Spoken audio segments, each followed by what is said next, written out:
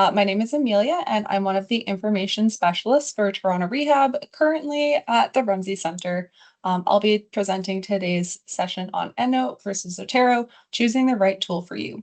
So I'm joined today by Raluca, our workshop coordinator, and Ashley, another information specialist at UHN.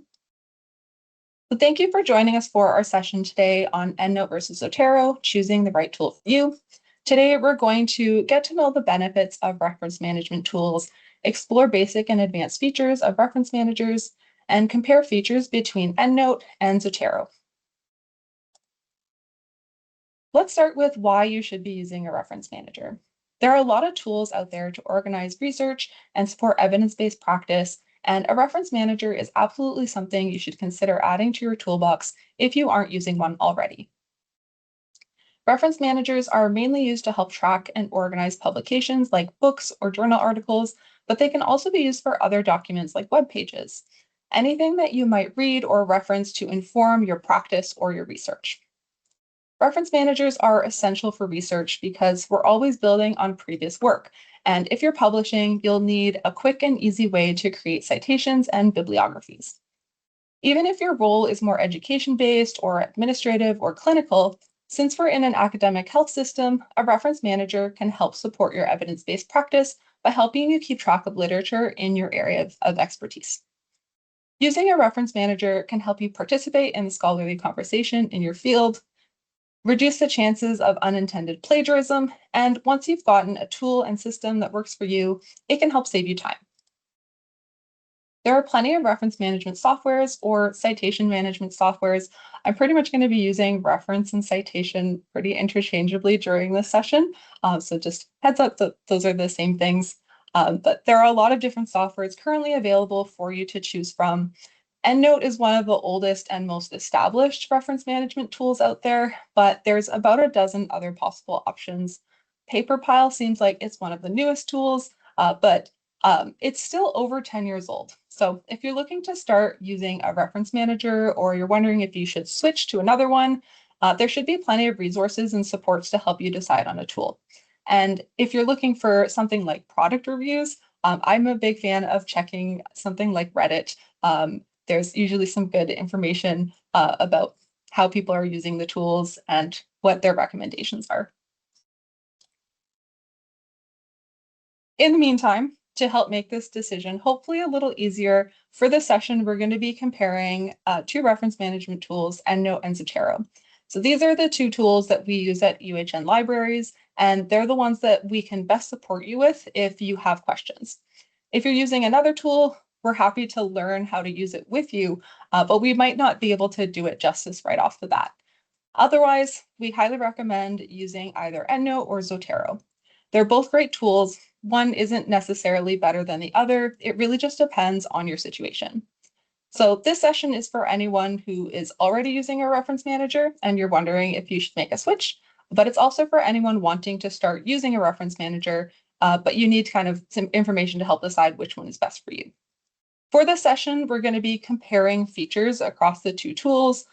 Some of these are more advanced features because that's where the major differences come in. We're not going to be going into detail on how to use a reference manager. For that, we have some workshop recordings that you can check out for both EndNote and Zotero. Any good reference manager should include a number of basic features. First and foremost, any good reference manager will allow you to create and maintain a library of references. A reference is just a representation of an actual document, whether it's a reference to a journal article, a book chapter, or a web page. Your reference manager should be able to store key information or citation information that will allow you to identify, locate, and cite any reference in your library. So think of your library as a big spreadsheet with columns for bibliographic information like title, publication date, authors, page numbers, abstracts, etc. Best practice when using a reference manager is to maintain a single library with every relevant reference to your research, to your learning, or to your practice. You should aim to populate your library with everything you've read, everything you want to read, everything you've cited or intend to cite, and everything you've published. If your summer reading list of, The Sunnybrook shuttle bus is now here for pickup. Attention all patients, the Sunnybrook shuttle bus now is.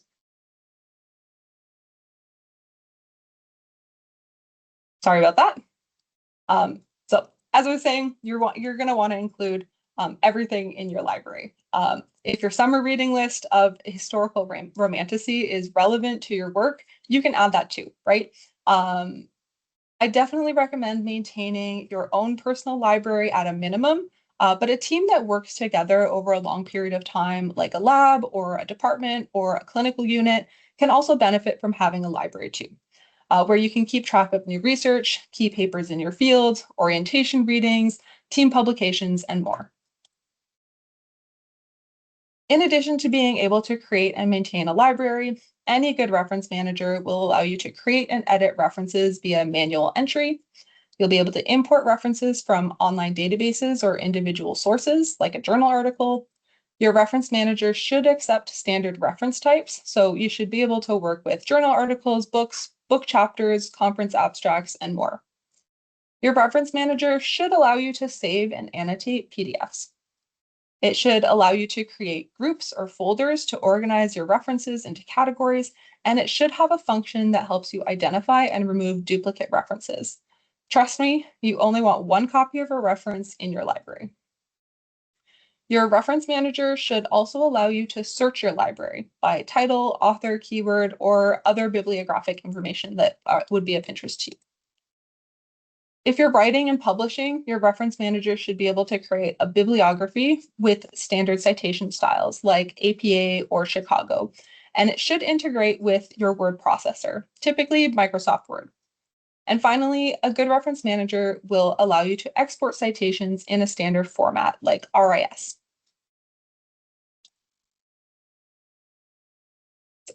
EndNote and Zotero cover all of these basic features. And again, for a demonstration on how to use these features, you can check out our workshop recordings for each specific one. We won't be able to kind of cover all of that just because the interfaces are different. How you access and use these features are slightly different for each tool. So it's better once you've kind of decided on the tool to focus on that specific one for kind of learning and picking up on these basic features. Today, we're going to be focusing mainly on comparisons. So we'll start with some of the more kind of technical specifications for EndNote and Zotero. Pricing is probably a significant factor in most decisions about which reference manager to use, so that's why I put it first.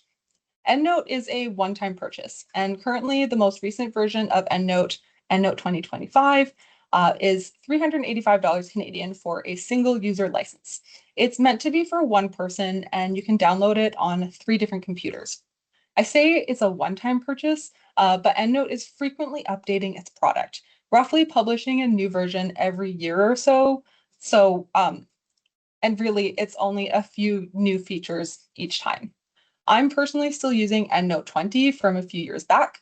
Some of my colleagues are still using EndNote X9 from even before that. So it's not like you need to upgrade every year unless you want all of those new features. But they do eventually stop supporting the old versions eventually. An upgrade license is a bit cheaper than buying the full license outright. But in any case, they do frequently have sales throughout the year, so you could potentially get a deal. And you could also check to see if you're eligible for a student or institutional license. Neither UHN nor U of T, as far as I'm aware, have institutional licenses for EndNote, unfortunately. So if price is a factor, Zotero might be the better bet, especially if you're getting started with research. It's free to use, but only up to 300 megabytes. Now, if you're planning on storing PDFs, you might hit that limit after a few hundred documents, and you can increase storage with a subscription of $20 USD per year for 2 gigabytes to start and up to $120 a year for unlimited storage. Without storing PDFs, though, the free version of Zotero should allow you to store thousands of references. In the long run, even if you have to pay for a Zotero subscription, it's probably cheaper than having to purchase and upgrade EndNote every few years. But there are some other factors you might want to consider as well. Both EndNote and Zotero are available for multiple platforms. The desktop apps are available for Windows and Mac, and Zotero is also available for Linux, if that's what you're into. Both have mobile apps, but EndNotes is only available for iOS, and both have online web apps that allow you to sync your library across platforms. The online experience is very, very different between the two tools, so we'll be going into that in more depth throughout the session. Next, we'll compare EndNote and Zotero features that allow you to kind of create and maintain your library. And we're going to approach this session as if you're using mainly the desktop app, unless otherwise noted.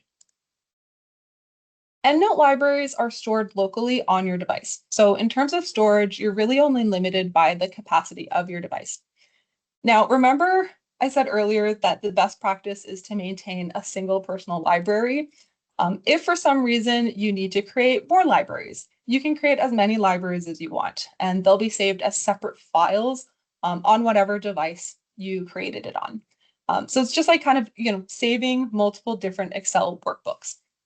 It's useful if you have like an odd project that you don't want to integrate with the rest of your library, but keep in mind, only one of your libraries can be synced online. And that's a little problematic for multiple reasons that we will get into. So any library you create is basically stuck on whatever device you created it on. You could save the library in like a cloud location like OneDrive, but it's not really recommended because it increases the risk of the whole library becoming corrupted. So Zotero works quite a bit differently. When you get started with Zotero, you're probably going to start with your primary personal library, which is called My Library. Any subsequent libraries you create will be a group library. You don't need to actually invite anyone to your group library, so it can be kind of like a second personal library, but it has to be done through the web app, not the desktop app. You can create or join as many group libraries as you want. The owner of the group is responsible for the library's cloud storage, so you can join other libraries and not have to worry about the cloud storage. All libraries through Zotero can be accessed through the Zotero interface and synced with your web library. So storage and syncing across devices and platforms is part of why it's recommended that you only really attach yourself to one or two libraries. If you're making changes to references in one library, for example, you're adding PDFs, those changes won't sync to the same references in another library. You'll have to make those changes again or end up copying and deleting references, and that can get very tedious and confusing, and it could introduce errors. Since all your Zotero libraries are available in one window, it's easier to access all your libraries at once and copy references between libraries. But it's also easier to forget which library you're working in. So that's something to kind of keep in mind. It can be tempting to create a new library for every new project, but there is a better way. Remember that a library should basically be a master list of all of your references collected over the course of your studies and your career. To organize those references, you're going to use folders. Folders are great because you can use the same reference in multiple folders, and you can make changes to the reference once, and they're reflected in every instance within that library.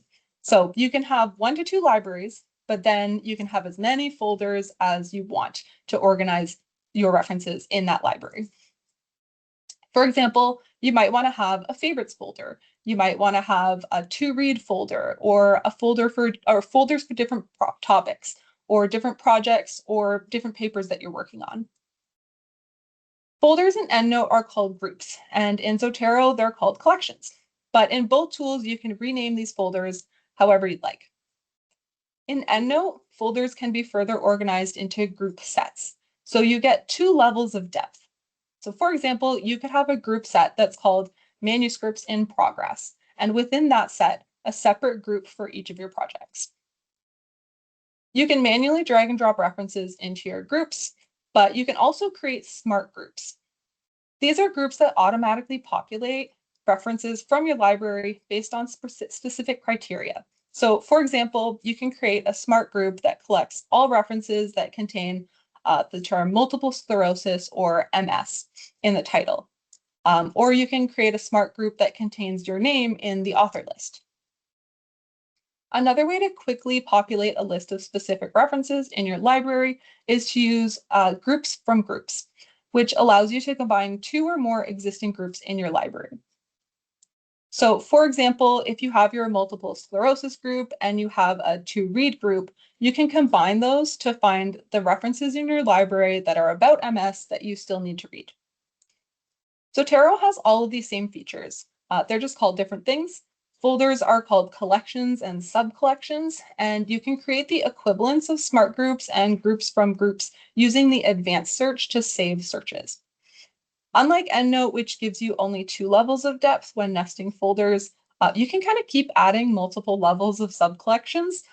Personally, I think that would get very confusing very quickly. So I would keep it pretty shallow, just to kind of keep the everything organized. However, Zotero the Zotero smart groups, as far as I'm aware, cannot be nested in a collection. So if you want to create those smart groups using the advanced search, you're just going to kind of keep adding to your collections and folders in the menu on the side. So we're going to have a bit of time at the end to like look at all of this stuff in more detail. But yeah, you're going to just kind of keep adding more collections and they'll keep populating.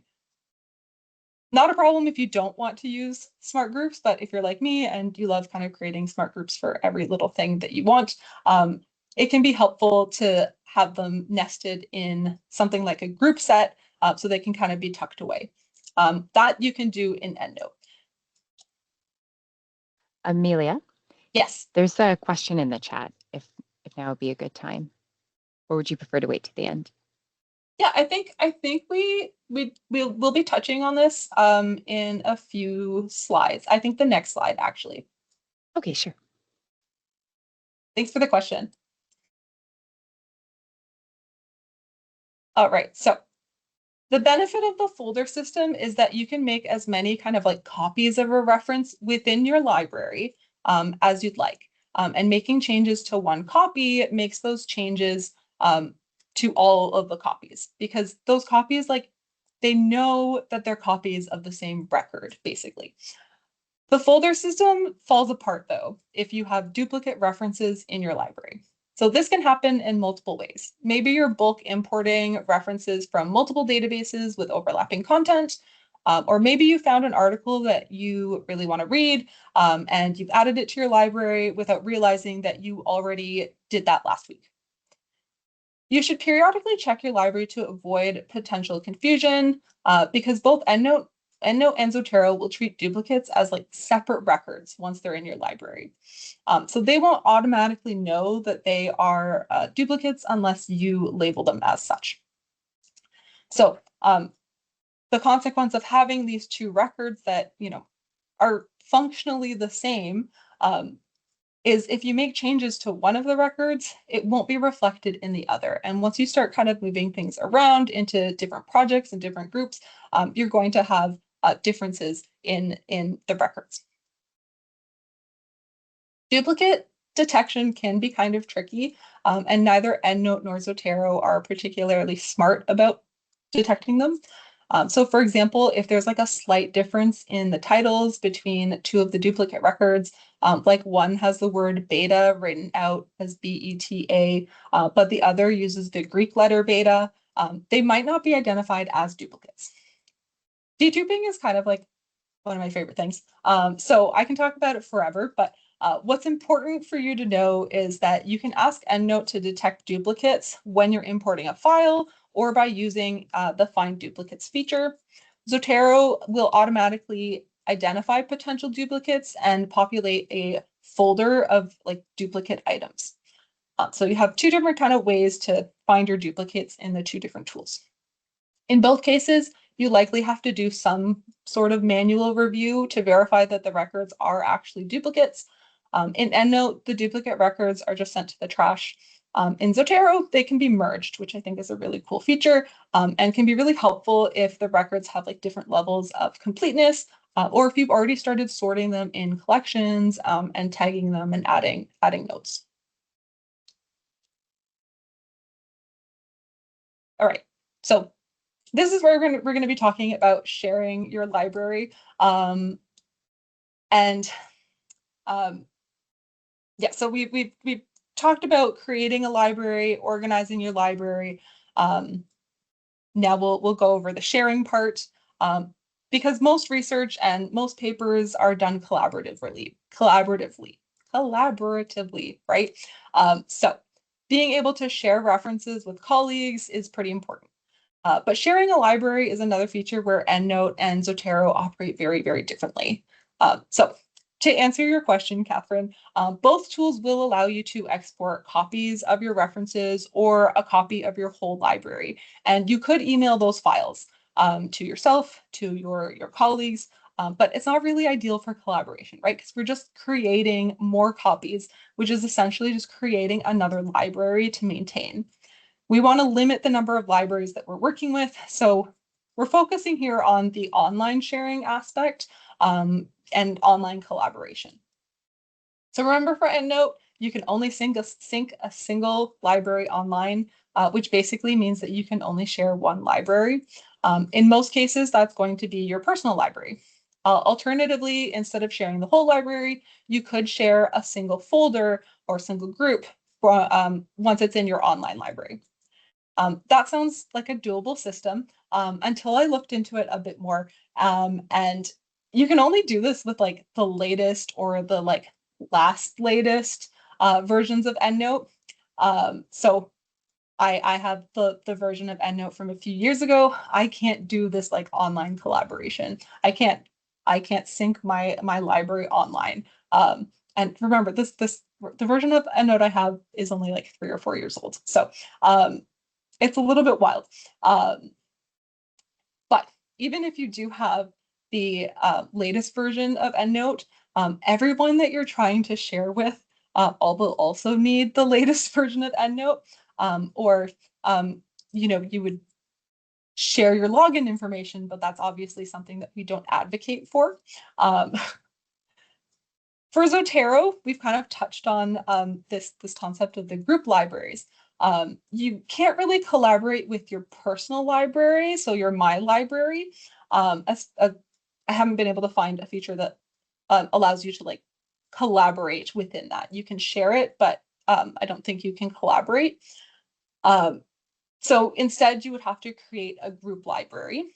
And you would invite your collaborators who can create their own Zotero account for free. And everything syncs between your online libraries and your desktop library. Like in my experience, I've experienced like a bit of a lag while collaborating in real time of like a few minutes. But it's a fairly seamless process in comparison.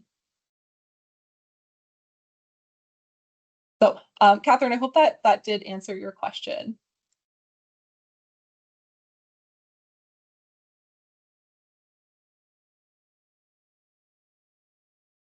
Okay, perfect. We can explore more at the end of the session if you'd like.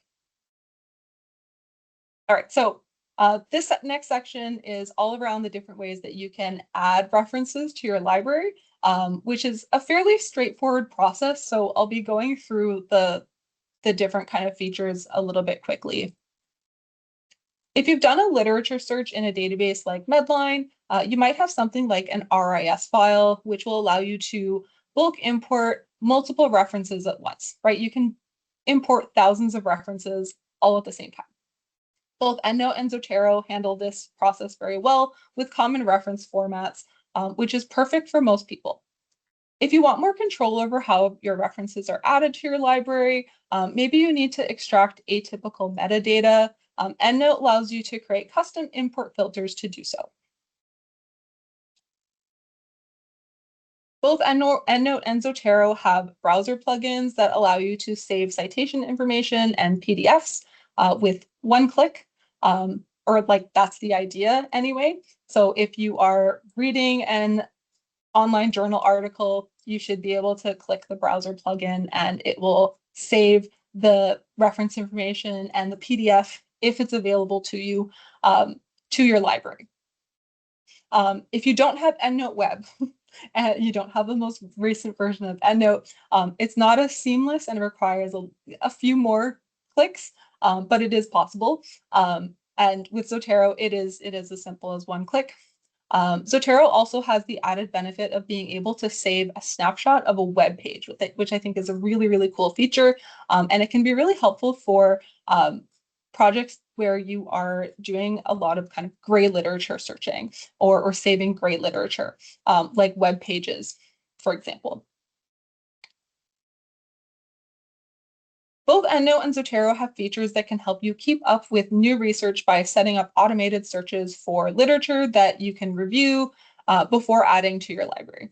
So in Zotero, you can subscribe to RSS feeds from journals or from websites. And in EndNote, you can set up custom searches to identify new records from PubMed based on specific keywords, subject headings, journals, and more. So depending on the type of research and resources that you're interested in, an RSS feed can work perfectly fine. That's something that people still do. They have new articles sent to their email via an RSS feed. But something like EndNote does allow you to be a bit more specific with what you want. And you can do that, save those in like multiple searches. So both tools can generate references from unique identifiers. So for example, if you have a list of DOI, you can use that to add the full references to your library. So you can use things like ISBN number, digital object identifier, which is DOI, or PubMed ID. So both Zotero and EndNote will allow you to do that. You can also generate citation information directly from a PDF. So if that's what you have the PDF, you should be able to extract that information fairly easily from Zotero. You may want to double check the information. It's not perfect. For EndNote, that is possible, but only for the most recent version of EndNote. Updating references that are already in your library is also a straightforward process for both tools. You can create and edit references manually in both EndNote and Zotero, but EndNote has the added benefit of allowing you to bulk edit references using the find and replace feature or the change, move, copy fields function. So both can be really helpful for kind of modifying something that is like a common mistake or issue with a certain import or a certain journal, or if you want to add a certain tag. You can use that you can do that in EndNote fairly easily for bulk groups of citations. Sometimes it can be helpful to edit or annotate references to make them easier to organize or search. So for example, going back to our SMART group example, where we have that SMART group that collects any reference that includes multiple sclerosis in the title. So after reading the papers, maybe you decide that you only want the intervention articles to show up in your SMART group. So you need a way to tag those specific papers and remove the ones that you don't want. So in EndNote, you can make changes to any fields fairly easily, but I'd suggest adding your own tags and keywords to either the notes or the research notes fields. Research notes especially doesn't usually have anything in it, so I would reserve that just for your own use. Sometimes the notes field, depending on how you import things, will end up with stuff. EndNote 21, so that's the last version of EndNote, did actually add color-coded tags. So if you have that version or later, you can make use of those too. Zotero has, in my opinion, much cooler features for this. You can add sticky notes, color-coded tags. You can also link related citations. So for example, if you recognize that there are two publications that are about the same study, you can link those together, and you can use all those features to help you kind of sort and organize your library and folders even more. So our final section is on using citations. We've already touched on this, but both tools will allow you to export your whole library or subsections of your library with some common output files like RIS and some common output styles like APA 7th and Vancouver. You might want to do this if you are sharing references between libraries or between colleagues, if you want to screen references in Word or Excel, or if you want to do analysis of your references in Excel. EndNote, once again, kind of gives you more flexibility if you need to kind of customize those outputs. But again, this would be for very advanced or specific use cases. In general, both EndNote and Zotero cover the basics that most people would need. So both tools work very well with integrating citations and bibliographies in common word processors. So I've seen this happen recently in real time as we were kind of collaboratively working on a shared Word doc, and we were adding things from someone's Zotero library, and it just kind of worked super seamlessly. So if you aren't kind of using this already for your reference lists, absolutely do this because it makes things so much easier. I do know some folks still kind of manually put those together, and it is so much more painful than it needs to be. These tools were made to integrate into these word processors, and generally they work very, very well. And you have a few options for word processors. So Microsoft Word, Google Docs work for both. So, and the final slide on these features is AI tools. And as far as I know, Zotero has no built-in AI tools currently, but there are some third-party plugins. Admittedly, I don't know a lot about them. It's not something that I've explored. I just know that they exist. EndNote does have a newly integrated AI research assistant available again for the newest version of EndNote only. And it's kind of, I haven't used it myself personally because I, again, am using an old version. But apparently it will summarize key points of a PDF. Apparently it will translate PDFs, and you can chat with your PDFs. And they say that it's better than using something like Chat GPT or Copilot, which aren't really built for these purposes. This is kind of more of a closed system where it should be kind of using the PDF and just the PDF.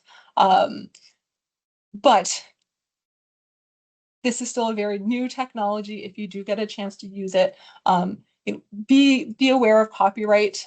Not all library subscriptions and not all licenses allow you to use a PDF you got from your institution with an AI tool. So just kind of be aware of that, and also be aware that it can reinforce or add biases and inaccuracies.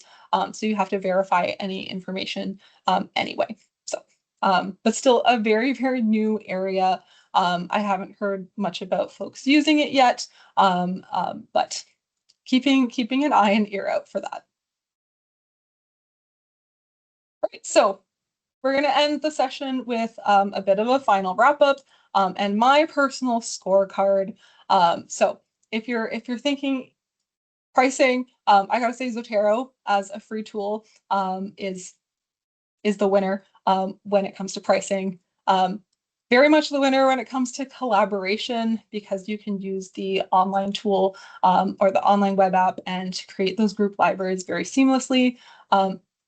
Again, as well, so the point goes to Zotero for the browser plugin because it just works a lot better unless you are you're using the brand new version of EndNote. For organization, I'm giving them both a point. They're very similar in a lot of ways, but I personally like the customization. I like the way the folders are organized in EndNote, and I like the kind of way that I can, yeah, and I like the customization for EndNote. But I'm not using the reference manager tools the way like a typical user might. It might be useful. So for example, like I might use it more for like bibliographic analysis rather than just kind of like maintaining a single library. So I like the customization. EndNote does allow you more customization. And if that's what you need or you're into, then it is the better tool for that. But overall, I think for the general researcher or a team that's working together collaboratively, Zotero is a great tool. So here are some kind of like thoughts, notes on when to choose one over the other. So for EndNote, if you're managing really large numbers of citations, like say over 5,000, EndNote is better for bulk editing these citations. It's better for deduplication. So if you're, for some reason, you're using your EndNote library for something like a systematic or scoping review, then EndNote is the better option if you have like a large number of citations to review. If you ever need to kind of maintain multiple separate projects, again with a large number of citations, and if you're doing anything like bibliographic analysis, because it does give you that customization to get some metadata that you don't typically get from the kind of standard import options that come built in to EndNote and Zotero. You might have to kind of play around with those tools and make some customized filters to get that information. But Zotero, I think, is a great tool for everyday typical use. If you need to be collaborative or you need shareable libraries, then Zotero is definitely the winner. I think it has like a really interesting use for like gray literature because of that web page snapshot feature. And if you need a way to organize your RSS feeds, if you're still getting RSS feeds sent to your email, Zotero can be a way to do that. And so that is the end of the section. Which one will you choose? Are you thinking of making a switch? And if you have any further questions about using either one of these tools, feel free to contact us. We're happy to kind of do a one-on-one to answer any specific questions that you have about setting up a library or transferring your library or using it for something like bibliographic analysis, if that's something that you are interested in doing. Please feel free to reach out to us and we will be happy to help.